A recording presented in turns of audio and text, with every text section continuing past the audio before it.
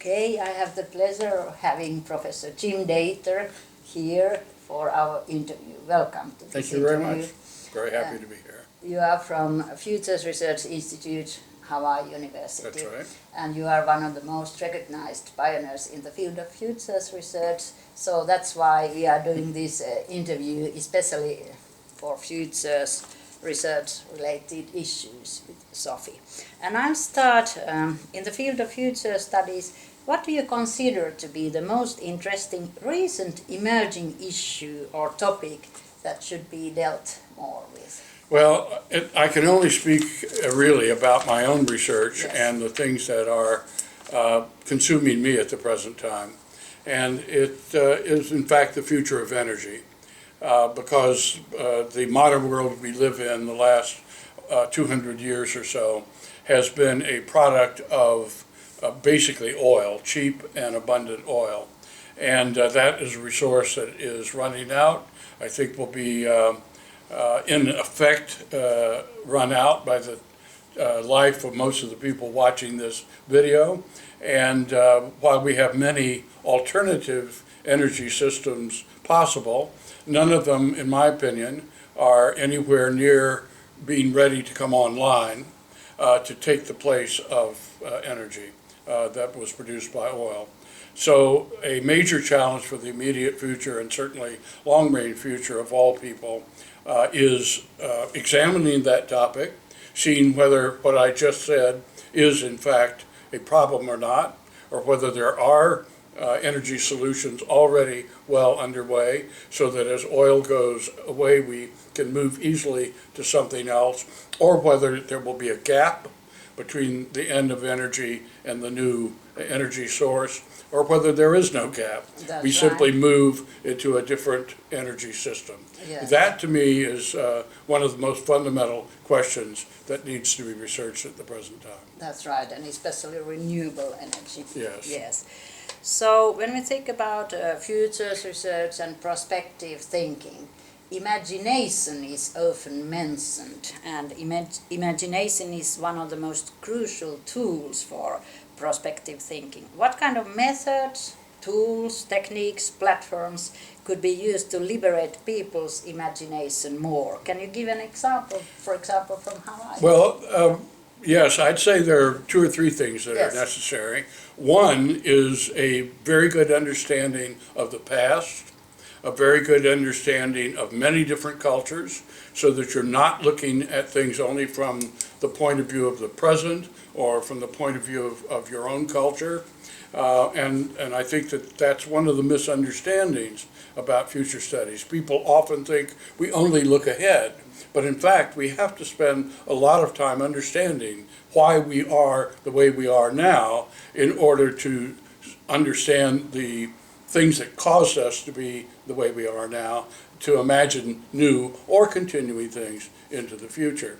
Now, one of the things that I try to do with citizens when I work with them, as I often do, helping them imagine the future of their community or of their organization, is in fact to go through some of the changes that were experienced in the past. And then I put them into a future that is not necessarily one that I think will happen, but rather to give them a chance to see what the world might be like if it were different from the way it is now, and to ask them, if I'm dealing with an organization, who will your clients be if the future were like this? What current problems will be solved if the future were like this? What new problems are likely to emerge? So if people spend a little time, an hour, several hours, a day, in a place that is not the present, and see, well, I can survive in this, then I think that opens up the possibilities of their imagining other futures as well. Yes, so in a way, if you push your imagination, you can sort of experience the future. That's exactly right. And so we do experiential futures as an important part of it. We never ask people immediately, what is your preferred future?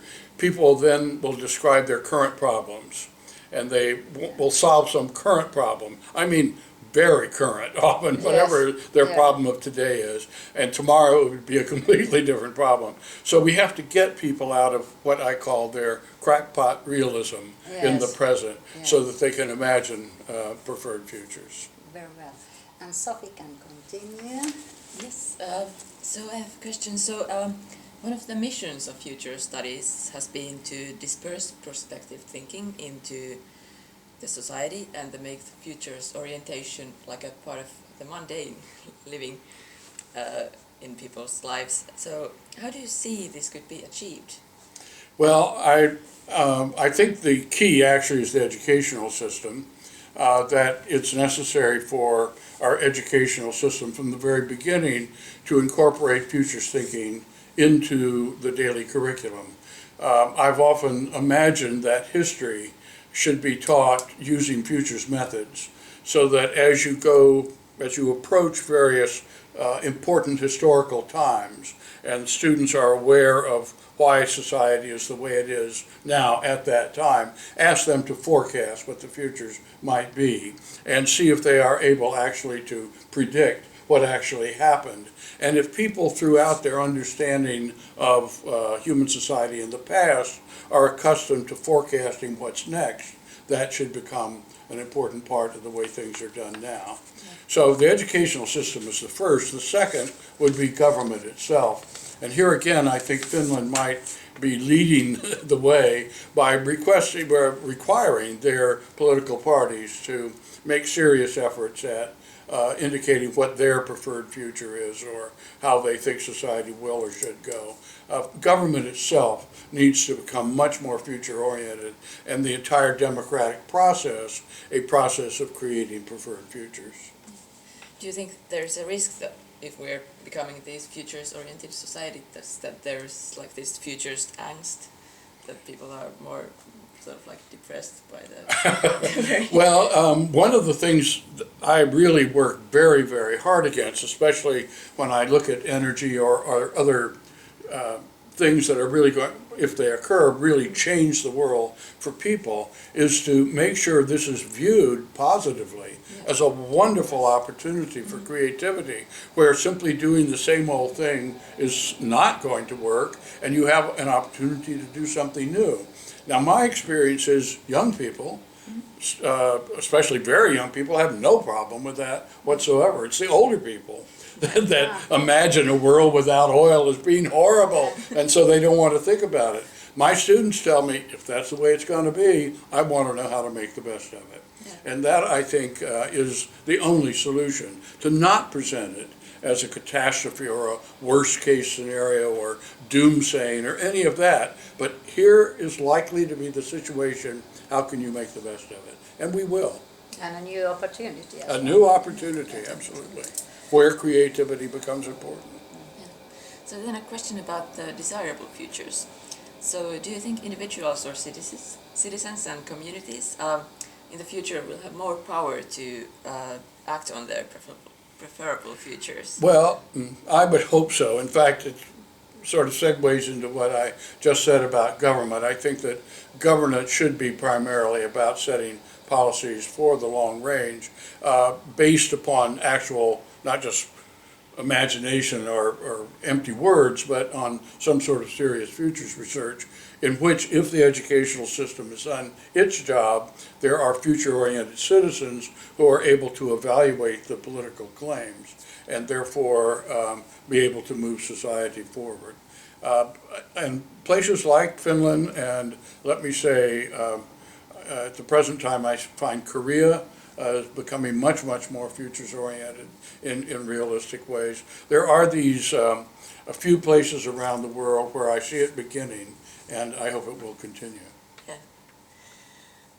So, is there any idea or ideas in contemporary academic discussion in futures that you think has been neglected or has received too little attention? Well, for the most part so far, in the parts of the world that I'm familiar with, the entire academic community has ignored the future. Yeah. Or, in fact, the opposite of that, they've only understood one future, the future of continued economic growth. The entire purpose of every educational system, of every economic entity, of every government system is to have the economy grow. There is no other future imaginable. Well, in the world in which I live, we better begin imagining other futures not based upon economic growth. And so that discussion needs to be part of the academic community.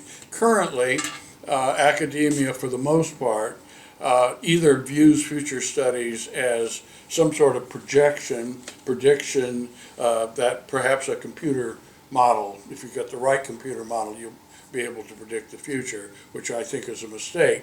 And since no computer model has correctly predicted the future, scholars say, well, it's impossible, so there's no point in having future studies. The other make it a kind of utopianism in which you imagine impossibly perfect societies, which I think is very harmful. I don't like to use the word utopia to describe what I do. Rather, preferred future, representing not an impossibly perfect future, but a good one. And so people say, well, it's utopianism. So these two, a hyper-positivism on the one hand and utter imagination on the other, if people don't understand what future studies is, as most of academia does not, they tend to ignore us.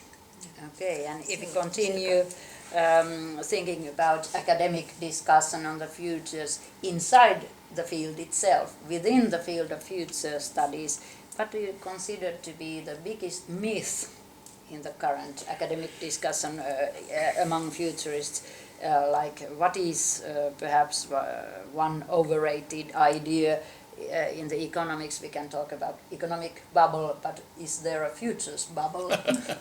Well, I still think that too many futurists are either explicitly or implicitly assume a single future.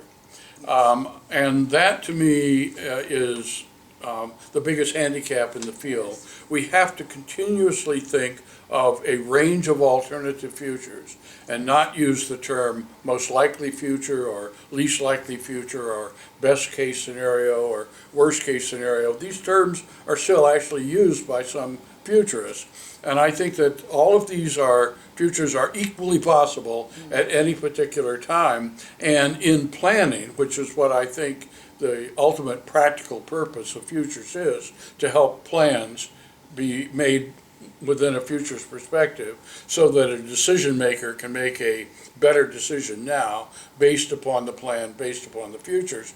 Plans need to also incorporate the alternative futures idea and not just plan for one future. Yes. That to me is still, it's beginning to change, but there's still too much single future thought. That's right. Then how about what is the most underrated idea or topic, or even within the methodology?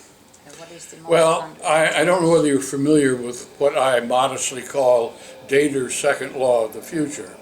But Dator's second law of the future is any useful idea about the future should appear to be ridiculous. Yes. Now that to me is a very important point. And part of the problem is most people don't want to appear to be ridiculous. Yet in order to be a good futurist, if we live in a world of unprecedented and increasingly rapid social and environmental change, the things you need to know about the future are the things that are not part of the present or the past, but which will be part of the future, which when you hear them might strike you as being absurd or ridiculous. So I have to train my students and myself to expect to be ridiculed, to expect to be rejected, and that if a group says, yes, I agree with that, then you've failed. You haven't helped them by getting them to think about things they hadn't thought about. Now, not every ridiculous idea is useful. A lot of ridiculous ideas are ridiculous. So distinguishing a useful ridiculous idea from one that turns out not to be useful is a challenge. And I think the only answer is that the decision maker and the futurist have to tolerate a lot of ideas that on the face of it seem ridiculous and follow them and abandon the ones that in fact are not useful, but at least they have had a chance to think about the new ones. Yes, and then what in your view is the most alarming characteristic or trend in the current field of future studies besides this thinking in the singular? Well, I don't see any that is particularly alarming or frightening. What would really frighten me is if all the world suddenly were to adopt futures perspectives. Then I would be alarmed. And I'd be wondering if what it is they understood. So in a certain sense, given the world and the unpredictability of it, there should always be a certain amount of skepticism and uncertainty. So if futures were suddenly to take over and become the new orthodoxy, then I would be one opposed to it. But we're a long way from that, in my opinion. And finally, the ultimate question, how do you see the future of future studies? Well, that's a very important topic that I think a great deal about, and since I insist on alternative futures for everything, I would have to say the same about future studies itself. I have been involved with future studies almost since the beginning, since the 1960s in any event. And during the 60s and 70s, futures was extremely popular all over the world. And in the United States, there were many courses, and it looked like future studies was going to take over. But by the 80s, America and the world headed off in a completely different direction, down the insanity of global neoliberalism that collapsed in 2007 and, in my opinion, will not recover. At the same time, future studies is definitely reviving again. Now, there have been some places like Finland that have kept the faith, that have, in spite of the ups and downs globally, have sustained a strong futures core throughout this whole time. We at the University of Hawaii did so as well, but many other futures groups simply collapsed and went away. And I see at the present time tremendous renewed interest in many, many parts of the world, certainly in Asia. Asia realizes, especially a country like Japan or Korea, some of these that have done very well following the Western example, but now that's not working anymore. And so they realize they must now reinvent. There's no model they can follow. And so Singapore, other places like that, are really teaching their own people that we can't catch up with anyone. We're there, and now we need to look ahead. So that aspect is, I think, makes me very optimistic and hopeful for the futures of future studies itself. So there is continuous evolution of That's future right. studies. So I would hope so. Okay. But it could collapse. Yes, that's one And of there are some organizations that have been very important to me in the futures community. I'm not sure they will exist as organizations in the future. Yes. And so the transformation is the key. Yes. It's not just grow, it's transforming to meet new conditions. And renewal of That's right, institutes exactly. inside. So, but it's possible that it was just an episode that will fade away like all other episodes. I hope not, of course, and I think a lot depends upon you and the people that are serious about future studies. And that's exactly the reason why we have Master's Program for Future Studies Thank you. here in Finland. Thank you very much, Professor Jim Dator, for My this pleasure. interview. Thank you very much. Thank you.